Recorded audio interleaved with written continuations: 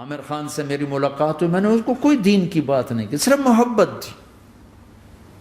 اب تک اس کے میسج آتے کہ میں زندگی میں کسی سے متاثر نہیں ہوا، تم پہلے آدمی ہو جس سے میں متاثر ہوں. میں نے کوئی جادو کیا، صرف محبت.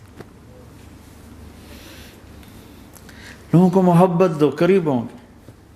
میں جب گیا بڑی مشکل سے اللہ نے، ملاقات کا کوئی راستہ ہی نہیں تھا، وہ مجھے نہیں جانتا تھا، میں اسے نہیں جانتا تھا، تو کوئی موقع نہیں مل رہا تھا ملاقات کا.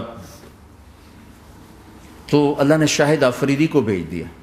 شاہد آفریدی اس کی دوستی تھی، ہمارا جو کرکٹر ہے.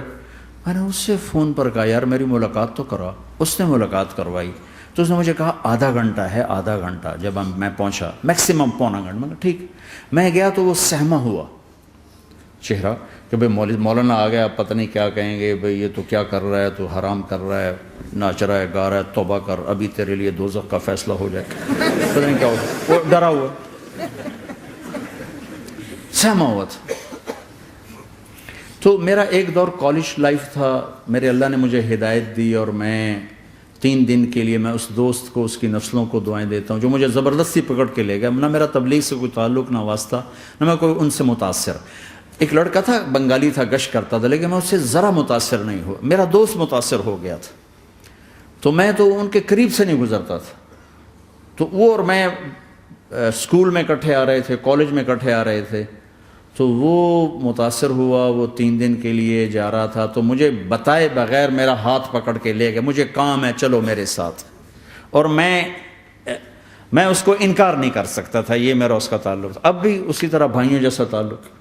میں اس کا احسان ماں، مجھے زبردستی لے گیا. ہمارے پنجابی کی مثال ہے، کبے نو لت لگی وہ سیدھا ہو گیا. وہ جو ہوتا ہے ہنچ بیک ہوتا ہے نا، اس کو کسی نے لات ماری تو وہ سیدھا ہو گیا. مہربانی بھائی تیری لات سے میں سیدھا ہو گیا. تو مجھے تو وہ کبے والی لت پہ گئی. تو اللہ نے مجھے اس طرف لگا دیا. اور جب میری کالج لائف، میں نے کالج کا بہترین سنگر تھا، اسکول کا بہترین، یہ جنید جمشید کیا ہے جو اس زمانے میں یہ سارا کو اٹھایا میں نے سارا کیا ہے. تو اب وہ بیچارہ ایسے بیٹھا ہوا. تو میں نے اس سے بیٹھتے ہی فلموں کی باتیں شروع کر دی. اور تھوڑی دیر بعد کہ میں نے محسوس کیا کہ فرام 60 to 72 جو فلم انڈسٹری کو جتنا میں جانتا تھا اتنا وہ نہیں جانتا تھا. تو اس کے اوپر میرے علم کا روپ پڑ گیا.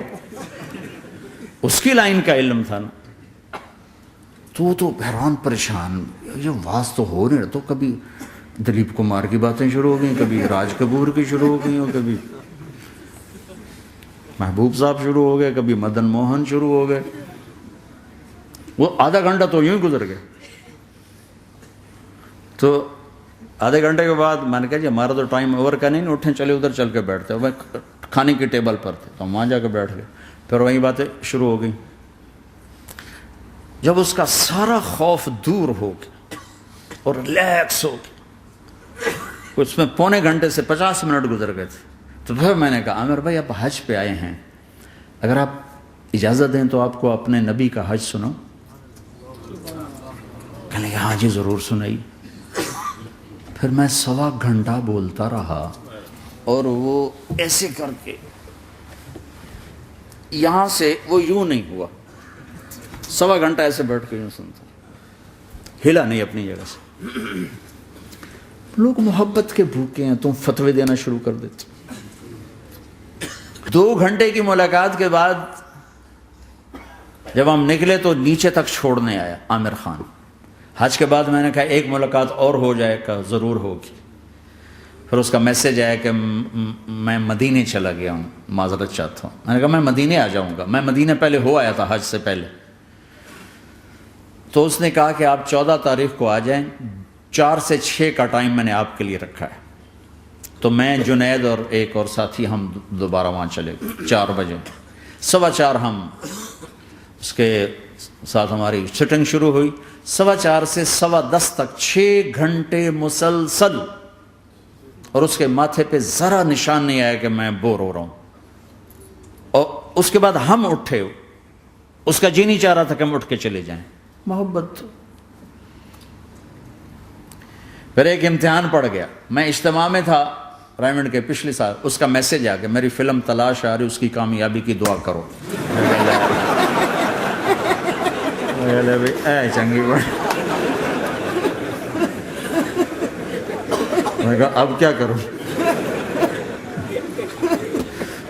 جواب دینا بھی ضروری، دعا بھی نہیں ہو سکتی، کیا کروں؟ تو جب وہ میسج آیا تو میرے سامنے کوئی 10-12 علماء بیٹھے تھے. میں نے کہا بھائی یہ میسج ہے، اس کا جواب کہا جی یہ ہمارا فیلڈ نہیں تمہارا ہے، تو ہی جواب دے. میں سارا دن سوچتا رہا، مجھے کوئی جواب سمجھ میں نہیں آیا کہ جان بھی بچ جائے، جواب بھی چلا جائے. پھر اگلا دن بھی گزر گیا، مجھے کچھ سمجھ میں نہیں آیا. میں عصر کا وضو کر رہا تھا، ایک دم اللہ نے ایک مضمون دل میں ڈالا. تو میں نے فوراً بیٹھ کے اس کو میسج کیا کہ عامر بھائی جو کریٹو ہوتا ہے نا ذہن، یہ اللہ کسی کسی کو دیتا ہے. تخلیقی ذہن یہ اللہ تعالیٰ کسی کسی کو دیتا ہے، ہر ایک کو نہیں دیتا. اور یہ اللہ کی بہت بڑی عطا ہوتی ہے. اور میں نے تمہارے ساتھ جو وقت گزارا اس میں نے دیکھا کہ اللہ نے تمہیں تخلیقی ذہن دیا ہے، تم کریٹر ہو. اور جو لوگ اس ٹائپ کے ہوتے ہیں وہ کامیابی ناکامی کی پرواہ نہیں کرتے، وہ اپنے کام سے کام رکھتے ہیں. آپ کا بھائی تو فوراً اس کا میسج آیا، آپ ٹھیک کہہ رہے ہیں، آپ ٹھیک کہہ رہے ہیں. بات ہو گئی. پھر میں تھا ہانگ کانگ، میں نے وہاں سے اس کو میسج کیا. دیکھو کسی مصروف آدمی کو براہ راست فون نہ کیا کرو، میسج کیا کرو کہ میں آپ کو فون کر سکتا ہوں، چونکہ میں اس کا بہت ستایا ہوا، بہت ستایا. تو میں نے اسے میسج کیا کہ میں طارق جمیل ہانگ کانگ میں آپ کو فون کر سکتا ہوں، میں آپ کو فون کر سکتا ہوں. میں ہمیشہ اسے، اب بھی میرا فون پہ رابطہ ہے، میں پہلے اسے میسج دیتا ہوں میں آپ کو فون کر سکتا ہوں. اگر اس کا جواب نہ ہے پھر میں نہیں کرتا ہوں. کبھی وہ خود کر لیتا ہے، کبھی وہ میسج دے دیتا ہے کال کر لیں. تو تھوڑی دیر بعد اس کا فون آ گیا کیونکہ میں اس وقت دلی میں ہوں، کانفرنس میں تھا. تو میں نے آپ کا میسج دیکھا تھا، میں اٹھ کے باہر آ گیا ہوں، ابھی آپ سے بات کر کے پھر میں جاؤں گا. تو اسے باتیں کرتے کرتے کہنے لگا آپ کی دعا سے میری فلم کامیاب ہو گئی. میں کہا یا اللہ میں کوئی نہیں کیتی تینوں.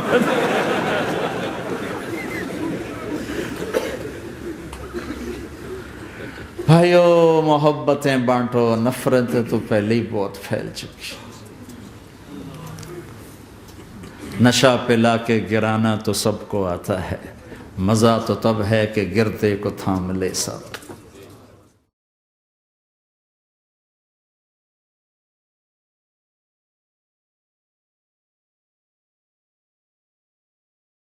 لا إله إلا الله محمد رسول الله عليه صلاة الله وآله والأحبة.